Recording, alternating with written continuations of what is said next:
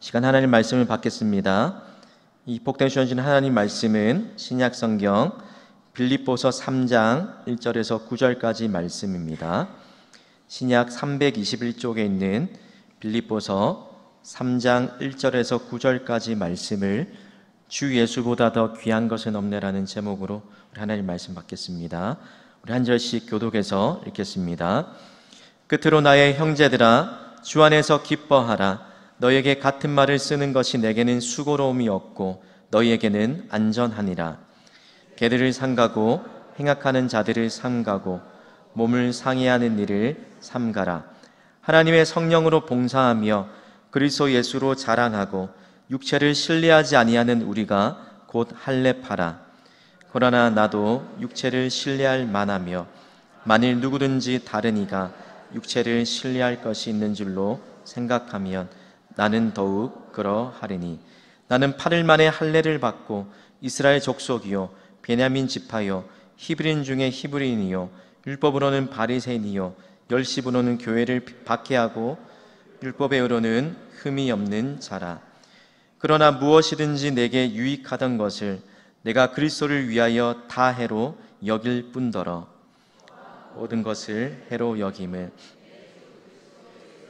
지식이 가장 고상하기 때문이라. 내가 그를 위하여 모든 것을 잃어버리고 배설물로 여김은 그리스도를 얻고 함께 있습니다. 그 안에서 발견되려 함이니 내가 가진 은은 율법에서 난 것이 아니요 오직 그리스도를 믿음으로 말미암은 것이니 곧 믿음으로 하나님께로부터 난으라. 아멘. 여러분, 1956년 명문대학인 히튼 대학을 졸업한 수석으로 졸업했던 한 청년이 있었습니다. 앞날이 아주 창창한 청년이었습니다. 그런데 대학을 졸업한 그 청년이 앞날이 보장된 자리를 다 마다하고 그가 선택했던 곳, 그가 가기로 선택했던 곳은 전혀 뜻밖의 장소였습니다. 그 당시 이 땅의 마지막 남아있는 사렘 부족으로 알려져 있었던 남미의 에콰도르에 아우카 부족이 살고 있었던 정글이었습니다. 그들에게 복음을 전하기 위해서 라저 유데리언이라는 또 피트 플레밍, 네이트 세인트, 에드 맥컬리라는 이 4명의 친구들과 함께 이 청년은 아우카 부족이 살던 그 정글로 그 정글 한복판의 비행기를 착륙시켰습니다. 그런데 그 순간 뜻하지 않는 불행이 이들에게 찾아왔습니다. 진 엘리엇과 이 4명의 친구들이 아우카 부족의 창에 그리고 칼에 무참하게 찔려서 죽임을 당하고 만 것입니다. 그러면 그때 짐 엘리엇의 나이가 28살이었습니다. 짐 엘리엇이 대학을 졸업하고 만 6년 동안 이 아우카 부족을 선교하기 위해서 기도하면서 이 3명의 동역자들과 함께 열심히 준비했지만 그런데 이 선교의 꽃을 피워보지도 못하고 끝내 비참하게 순교를 당하고 말았습니다. 이 5명의 청년이 죽음의 소식들이 온 세상에 알려졌을 때 2가지 상반된 반응이 나타났습니다. 세상 사람들은 이게 웬 헛된 죽음이냐라고 비난을 하기도 하고 또 아직도 이런 야만족이 남아있다는 사실에 경악을 했지만 그러나 예수님을 믿었던 또 다른 그리스도인들은 이 소식을 듣고 이 청년들처럼 아직도 순수한 헌신적인 젊은이들이 있다는 사실에 큰 도전과 감동을 받게 되었습니다. 그럼 짐 엘리엇이 대학생이었던 1949년 10월 28일에 그가 그의 일기장에 남긴 자신의 인생관이라고 할 수 있는 한 문구를 이렇게 기록했습니다. 영원히 잃어버려서는 안 될 것을 위해서 영원히 붙잡을 수 없는 것을 포기하는 사람은 바보가 아니다. 그럼 이것이 바로 짐 엘리엇의 인생관이요 또 그의 신앙관이었다는 것입니다. 그럼 방금 읽었던 이 짐 엘리엇의 이 일기에 그가 남겼던 이 짐 엘리엇의 이 인생관 그리고 그의 고백은 비록 그뿐만이 아니라 저와 여러분 또 거듭난 모든 그리스도인이라면 분명하게 붙잡고 살아야 될 삶의 진리라는 것입니다. 영원히 잃어버릴 수 없는 그 가치를 위해서 일시적인 그것을 포기할 수 없는 인생, 그것이 결코 어리석은 인생이 아니다. 이것을 볼 수 있는 눈이 열린 진정한 거듭난 그리스도인의 삶의 모습이 바로 이러하다는 것입니다. 성도 여러분, 예수님을 나의 구원자로, 나의 주인으로 고백하는 모든 성도들에게도 반드시 변화가 나타납니다. 그럼 어떤 변화가 우리 삶에 나타납니까? 우리의 삶의 목표가 바뀌게 됩니다. 예수 믿기 이전과 믿은 이후에 삶에 걸어가는 방향이 180도 달라진다는 것입니다. 뿐만 아니라 우리의 행복의 기준도 달라집니다. 또한 우리의 기쁨이요 자랑이요, 우리가 내 삶에 가치 있게 여겼던 그 모든 것들이, 그 대상들이 분명하게 바뀌게 된다는 것입니다. 그래서 오직 예수님만의 나의 자랑이요 기쁨이요 나의 삶의 목표요 소망의 대상이라고 고백하게 되는 것, 그것이 예수를 믿고 거듭난 우리의 삶의 분명한 변화일 것입니다. 그럼 그런 의미에서 우리가 그리스도인이 된다라고 말했을 때 그것을 이렇게 말할 수 있을 것입니다. 그리스도인이 된다는 것은 참된 가치에 눈을 뜨게 되는 것이라는 것입니다. 인생에서 무엇이 진짜 중요한지를 알아볼 수 있는, 그런 구별할 수 있는 안목이 우리에게 생기게 되는 것입니다. 그럼 바로 이런 경험을 한 대표적인 인물이 오늘 우리가 읽어보았던 이 빌립보서에 나오는 사도 바울이라는 인물입니다. 오늘 바울이 자신이 사랑하고 칭찬했던 이 빌립보 교회 성도들에게 이 빌립보서를 써보내면서 특별히 3장 전체를 통해서 여전히 그가 반복해서 말하는 메시지, 주 안에서 기뻐하라, 내가 다시 말하노니 주 안에서 기뻐하라는 이 메시지를 주면서 주 안에서 기쁨을 누리기 위해서 삼가야 할 것이 있다라고 3장 전체를 통해서 또 이어지는 나머지 빌립보서 후반부를 통해서 이야기하고 있다는 것입니다. 오늘 본문에 보면 두 가지 바울이 쓰고 있는 상반되는 개념들이 있습니다. 무엇과 무엇을 대조합니까? 4절에 보시면 육체를 신뢰할 만하다, 또 육체를 신뢰할 것이 있다라고 말하는 반면에 3절에 보면 육체를 신뢰하지 아니한다, 또 그리스도 예수로 자랑한다라는 말이 두 가지로 대조되고 있습니다. 또 7절과 8절에 보면 바울이 이렇게 비교합니다. 내게 유익하던 것, 그리고 해로 여긴다라는 말이 반복됩니다. 그래서 수차례 내가 그리스도를 위하여 타해로 여긴다, 또한 모든 것을 해로 여김은 내가 그를 위하여 모든 것을 잃어버리고 배설물로 여긴다라는 이 표현들을 쓰고 있는 것입니다. 그럼 이제 결론적으로 말미의 9절에 율법에서 난 것, 그리고 반대로 그리스도를 믿음으로 난 것, 믿음으로 하나님께 말미암는 의가 있다라고 비교해서 설명하고 있습니다. 그럼 크게 바울이 말하고 있는 것, 육신을 신뢰하는 것, 그리고 하나님을 신뢰하는 것, 이 표현들 속에 바울이 우리에게 전해주고자 하는 핵심적인 메시지가 담겨 있다는 것입니다. 여러분, 바울이 세 차례에 걸쳐서 경고하고 있는 대상이 누구입니까? 여러분 2절을 보십시오.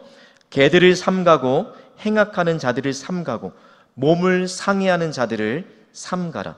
그럼 세 번이나 삼가라 삼가라 삼가라 라고 말하는데, 개들, 행악하는 자들, 그리고 몸을 상해하는 자들, 표현은 다르지만 이 표현의 핵심적인 의미가 있다면 이 빌립보 교회 성도들에게 바르게 잘 달려가고 있는 믿음의 다름질을 곁길로 나아가도록 잘못된 믿음을 가르치고 있는 유대인 율법주의자들, 그들이 육체를 신뢰하는 사람들이라는 것입니다.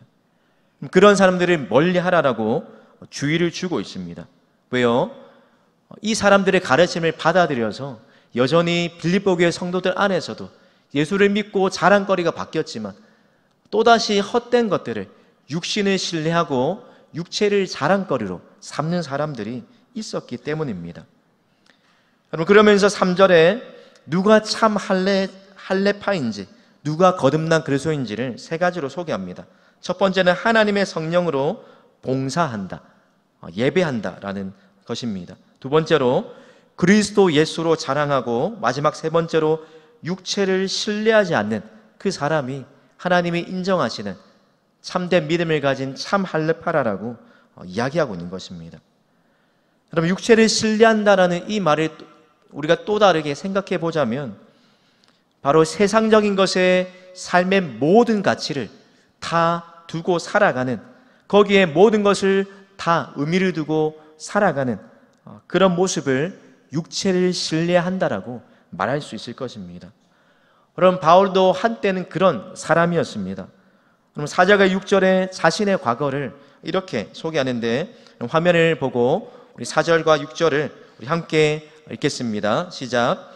그러나 나도 육체를 신뢰할 만하며 만일 누구든지 다른 이가 육체를 신뢰할 것이 있는 줄로 생각하면 나는 더욱 그러하리니 나는 8일 만에 할례를 받고 이스라엘 족속이요 베냐민 지파요 히브리인 중에 히브리인이요 율법으로는 바리새인이요 열심으로는 교회를 박해하고 율법의 의로는 흠이 없는 자라. 그럼 바울이 말하고 있는 것이 무엇입니까? 내가 이런 사람이었다. 나도 한때 세상적인 기준으로 보면 부러울 것이 없는 그런 잘 나가던 사람이었다는 것입니다. 세상적인 스펙과 기준으로 보면 갖춰야 할 모든 것들을 완벽하게 갖추고 있었던 그런 금수저 중에 금수저가 바로 바울이었다는 것입니다. 누구에게도 뒤지지 않는 삶을 살았던, 남부러울 것이 없었던 이 삶을 살았던 이 바울에게 이전까지 자랑거리였던 그 모든 것이 다 배설물로 여겨지는 그 사건이 일어나게 되었다는 것입니다. 그의 인생을 180도 터닝포인트하게 만든 그 사건, 바로 다메섹 도상에서 부활하신 예수 그리스도를 만나고 그 예수 그리스도가 주시는 기쁨, 세상이 알 수도 없고 줄 수도 없는 그 참된 기쁨을 경험하게 되면서 마치 밭에 감추인 보화를 발견한 그 사람처럼 가장 귀한 보배 대신 예수 그리스도의 가치에 눈을 뜨게 된 것입니다. 예수 그리스도를 알고 나서 바울이 가장 그의 삶에 나타나게 된 가장 큰 변화가 무엇입니까? 바로 그의 가치관에 분명한 변화가 일어났다는 것입니다. 그의 가치관이 분명하게 바뀌었다는 것입니다. 이전까지 사람들이 그토록 목을 메었던 그러한 것에 더 이상 목을 매지 않고 이제는 더 이상 그것이 나에게 아무런 가치가 아니라는 것을 분명하게 알게 되었다는 것입니다. 눈으로 보이는 세상이 전부가 아니요 또 영원한 삶이 있다. 보이는 것은 잠깐이지만 보이지 않는 것이 영원하다는 이 사실에 바울이 눈을 뜨게 된 것입니다. 그래서 바울이 7절과 8절에 이렇게 고백합니다. 그러나 무엇이든지 내게 유익하던 것을 내가 그리스도를 위하여 다 해로 여길 뿐더러 또한 모든 것을 해로 여김은 내 주 그리스도 예수를 아는 지식이 가장 고상하기 때문이라. 내가 그를 위하여 모든 것을 잃어버리고 배설물로 여김은 그리스도를 얻고. 바울이 고백하는 것이 무엇입니까? 이때까지 누렸던 그 모든 기쁨과 그가 누렸던 알았던 모든 지식, 그 모든 것을 능가하는 고상한 가장 귀하고 무엇과도 바꿀 수 없고 뛰어나고 탁월한 그 가치가, 그 기쁨이, 그 대상이 바로 이 세상 그 어떤 것도 비교할 수 없는 유일한 가치 있는 분이 바로 예수 그리스도, 그분이란 사실에 바울이 그의 마음이, 그의 생각이, 그의 가치관이 바뀌게 되었다는 것입니다. 이제 내가 과거에 소중히 여겼던 그 모든 것들이 이제는 나에게 더 이상 유익을 주는 것이 아니라 오히려 해로 여겨진다는 것입니다. 예수님을 아는 지식, 예수님을 소유하는 것이 나에게 최고의 가치로 여겨지고 있기 때문입니다. 마치 다이아몬드 앞에서 모든 보석들이 가치를 잃는 것처럼 이 바울에게도 마찬가지로 예수 그리스도라는 이 한 분 앞에서 세상의 모든 것들이 빛을 잃고 가치를 잃게 되었다는 것입니다. 그러나 여러분, 바울이 말하고 있는 것처럼 모든 것을 배설물로 여긴다고 해서 우리가 오해하지 말아야 할 것이 있습니다.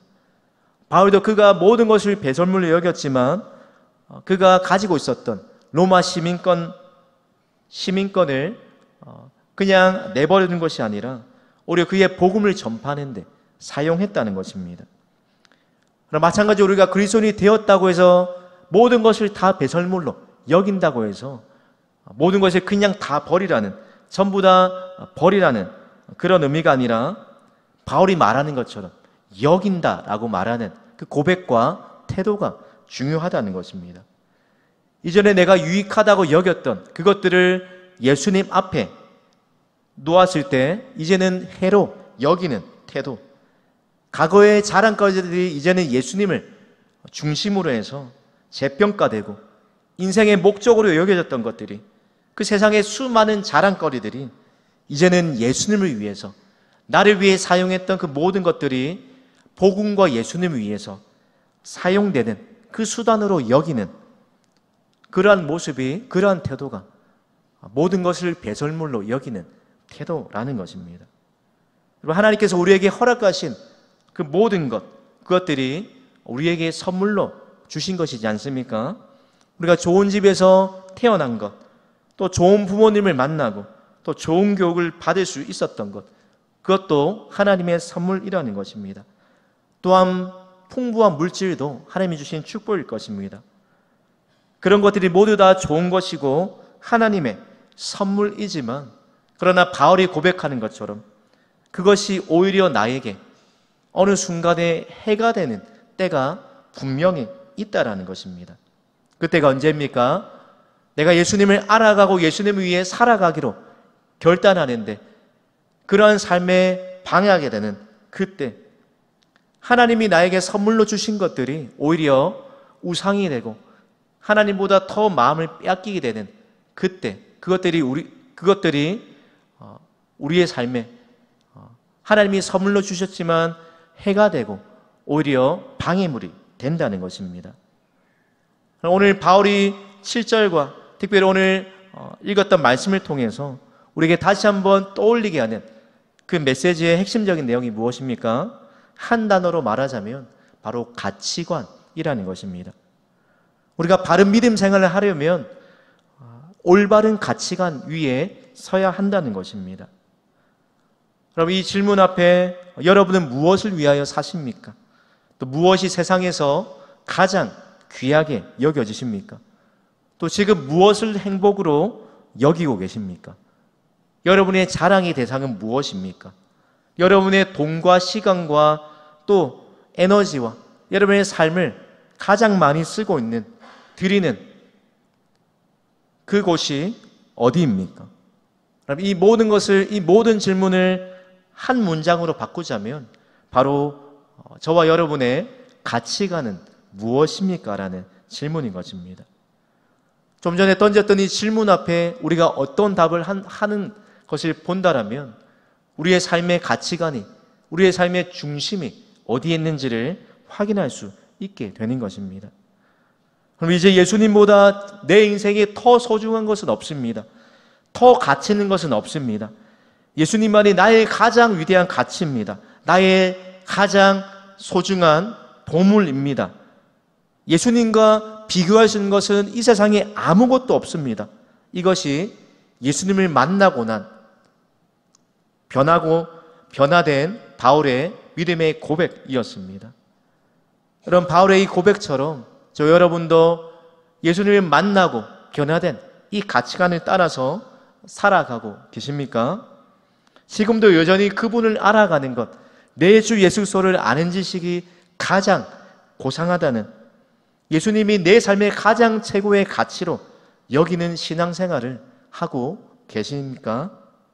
그럼 이 고백이 왜 우리에게 중요합니까? 바로 이 고백 앞에 이 가치관이 분명하게 바뀌지 않으면, 여전히 세상적인 가치관을 가지고 있다라면 우리가 하나님의 성도라고 할 수 없기 때문입니다. 뿐만 아니라 바울이 빌립보서에서 누누이 말하는 것처럼 주 안에서 기뻐하라는 그 기쁨이 무엇인지, 감옥에 갇혀 있으면서도 기뻐한다고 말하는 환경과 조건을 초월하는 그 기쁨이 무엇인지를 전혀 경험할 수 없기 때문입니다. 그러나 우리도 바울처럼 분명하게 예수님을 나의 주로 나의 구원자로 나의 인생의 왕으로 고백하면서 분명히 이러한 기쁨들을 누린 적이 있을 것입니다. 예수님만 생각을 해도 저절로 찬양이 나오고, 또 밥을 먹지 않아도 배가 부르고, 우리 입술에서 늘 감사와 또 하나님을 위해 살겠다라는 그 다짐들이 끊이지 않을 때가 있었을 것입니다. 그래서 입을 열면 예수님이 좋은 걸 어떡합니까? 그 세상에 어떤 것도 바꿀 수 없다라고 고백하고, 또 주님 한 분만으로 나는 만족합니다. 나의 모든 것 대신 주님 찬양합니다. 이전에 세상 나 기뻐서도 이제 내 기쁨은 오직 예수님 한 분뿐입니다 라는 이 고백을 우리 모두가 다 한 번씩은 다 내뱉었을 고백일 것입니다. 그래 여러분, 이런 고백이 지금도 저와 여러분의 삶 가운데 유효하고 계십니까?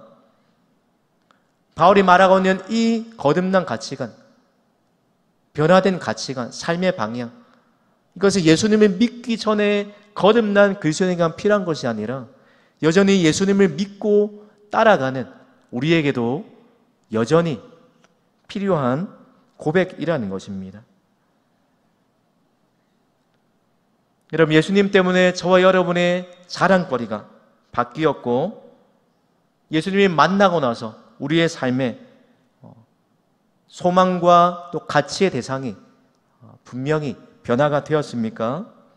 복음 때문에 정말 변화를 경험한 성도라면 모든 사람이 다 유익하다라고 말하는 그 순간에 예수님 때문에, 예수님 앞에서 모든 것을 다 배설물로 여기고 해로 여기는 순간이, 또 그러한 결단을 해야 할 분명한 믿음의 결단이 우리에게 있어야 한다는 것입니다. 오늘 본문은 우리에게 분명하게 한 가지를 도전합니다. 바로 가치관의 변화입니다. 내가 예수님을 만나고 가치관이 분명하게 변화되었는가?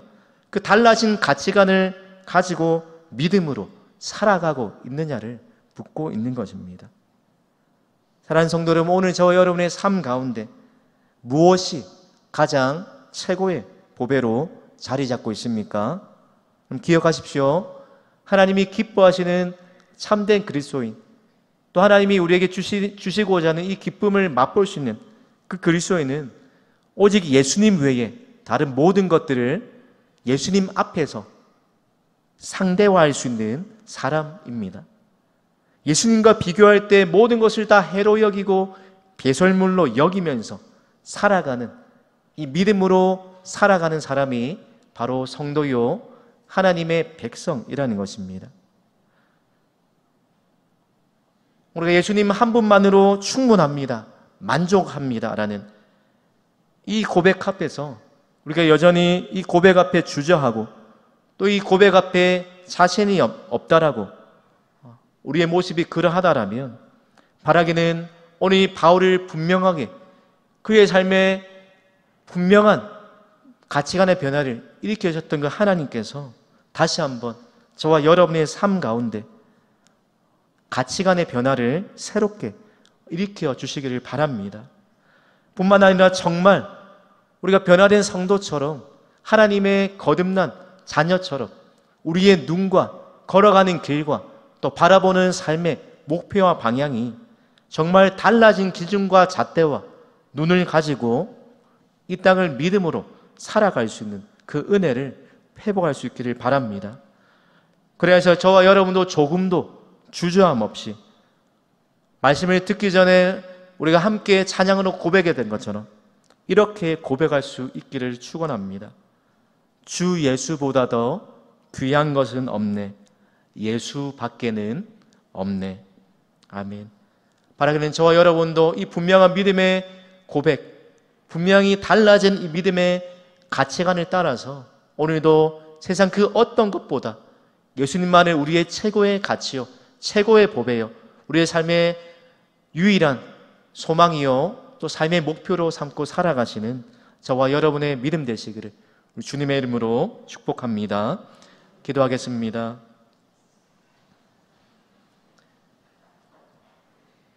우리의 삶에 가장 귀한 보배 되신 하나님 아버지, 오늘 예수 그리스도가 우리 인생의 가장 최고의 가치요 이 세상 그 무엇과도 비교할 수 없는 대상이라는 것을 깨닫게 하시니 감사합니다.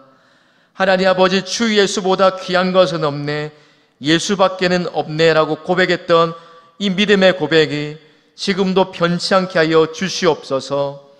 여전히 우리의 삶의 가치관을 뒤흔들며 우리의 믿음의 하나님 고백을 변질되게 만드는 세상 속에서 오늘도 다시 한번 내 삶을 변화시키신, 내 삶의 유일한 소망 되신 그 주님을 따라서 주님밖에 없음을 고백하며 예수님만이 최고의 보배를 여기며 살아갈 수 있는 믿음을 회복하게 하여 주시옵소서.